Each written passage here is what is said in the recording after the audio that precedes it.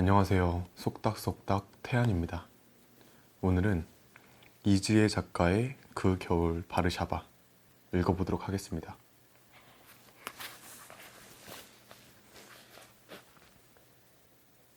낭만에 대하여. 흑백 영상 속 가로등 불빛이 옅게 깔린 길가. 벽돌만한 돌들을 박아 걷기에도 힘든 울퉁불퉁한 길에 양복을 곱게 차려입은 중년의 신사가 쓰러져 있다. 쌓인 눈에 사람들 발자국이 뒤덮여 진창이 따로 없어진 바닥. 마지막 힘을 끌어모아 빛을 향해 손을 뻗어보지만 그것도 힘에 부쳐서 신사는 새벽이 오고 아침이 올 때까지 길바닥에 쓰러져 중얼댔다. 무슨 말을 하는지는 자신도 모른다. 1940년대 헐리우드에서 영화 음악가로 활동했던 에릭 자슬의 바이올린 소나타 브란데이스 두 번째 악장을 듣고 있으면 음폭의 변화가 크지 않은데도 극적인 것이 이런 진창에서 헤어나올 길 없는 남자가 어둡게 그려져 기이하다. 그러던 그가 사막장에 가면 광인이 됨으로써 자유를 찾아 집시에 춤을 춘다. 잊기 위해 미친 자, 불현듯 떠오르는 과거에 대고 지르는 비명이 날카롭게 현을 긋는다. 에릭 지슬. 그는 오스트리아의 총만 받는 천재 작곡가였지만 유대인이었으므로 2차 세계대전 기간에 미국으로 망명해야 했고 헐리우드에서 자리 잡은 비슷한 유럽 출신 작곡가들에 비해 큰 성공을 거두지 못했다.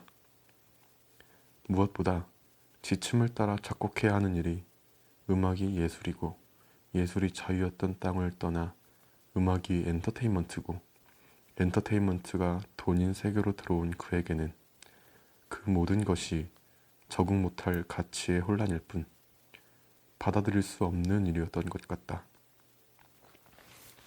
그는 생전에 자신의 인생에는 적이 셋 있다고 이야기했다. 첫째는 태양. 그는 햇빛 알레르기가 있었다. 둘째는 망명길의 원흉 아돌프 히틀러. 셋째는 음악가가 되는 걸 마뜩찮아했던 할머니. 그는 일찍 세상을 떠났지만 그래도 마지막 10년이 조금 넘는 기간 동안에는 자신이 하고 싶어 하던 음악을 하다 갔다.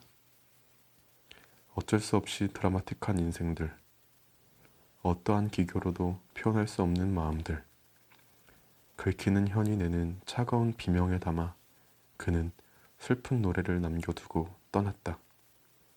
예술이여 영원하라. 두 사람 참 이상한 조합이야. 나랑 이모?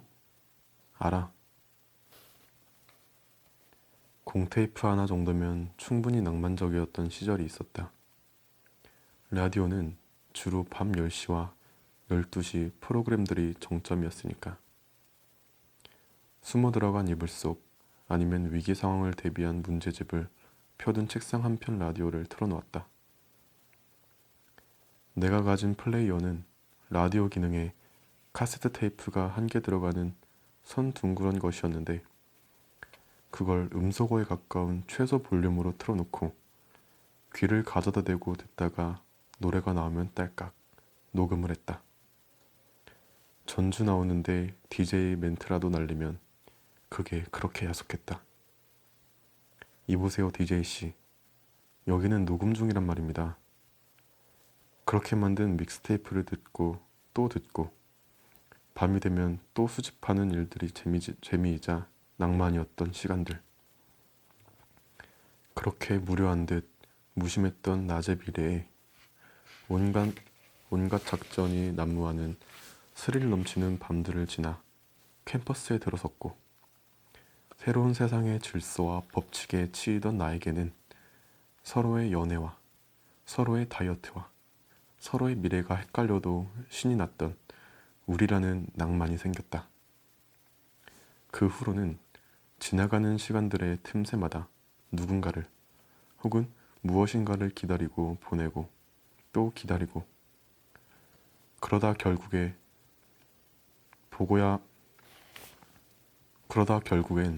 보고야마는 숱한 마지막들을 지나 이제 뒤늦게나마 철이 나는지 낭만이란 늘 벗어난 곳, 우회한 곳에서만 맞닥뜨린다는 기분 좋은 안개 같고 춥기 같은 것이라.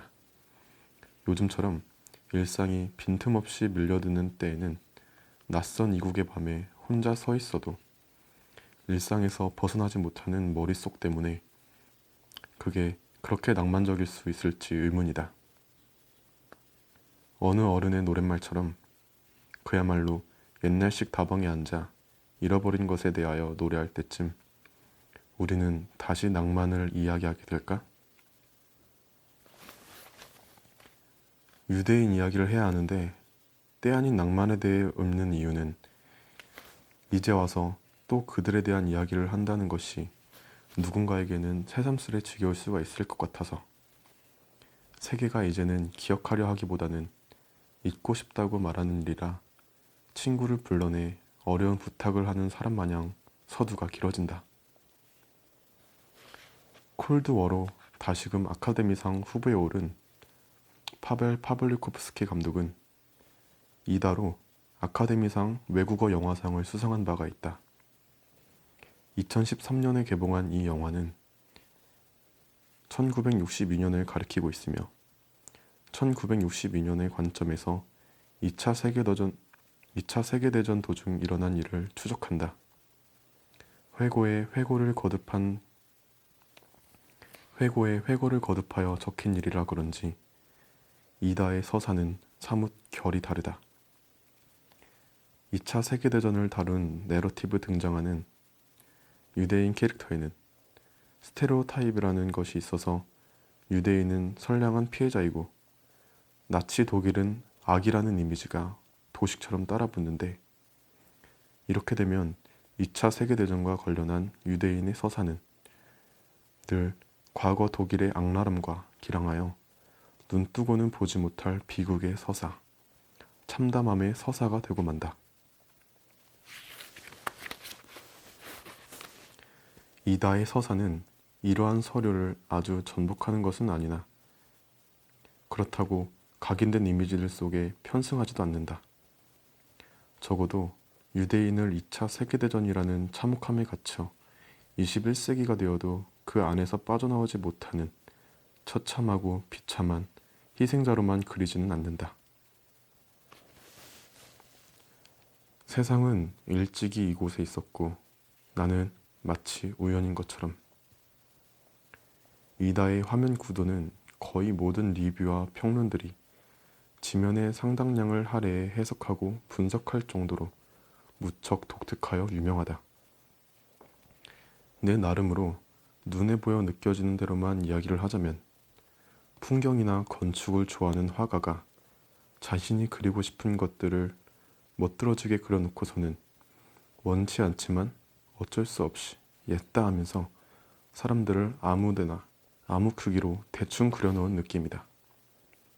우선 프레임에 인물보다 배경이 더 많은 공간을 차지하는 경우가 다반사이고 화면 속에 인물을 배치하는 방법도 여타 다른 영화들과는 다르다. 예컨대 인물의 얼굴이 목도 없는 채로 덩그러니 프레임 안에 들어와 있는데 그게 화면의 중앙도 아니고 그렇다고 해서 구석도 아니어서 여기에 있다 저기에 있다 뚝 떨어지게 말하기 애매한 자리에 배치되어 있다.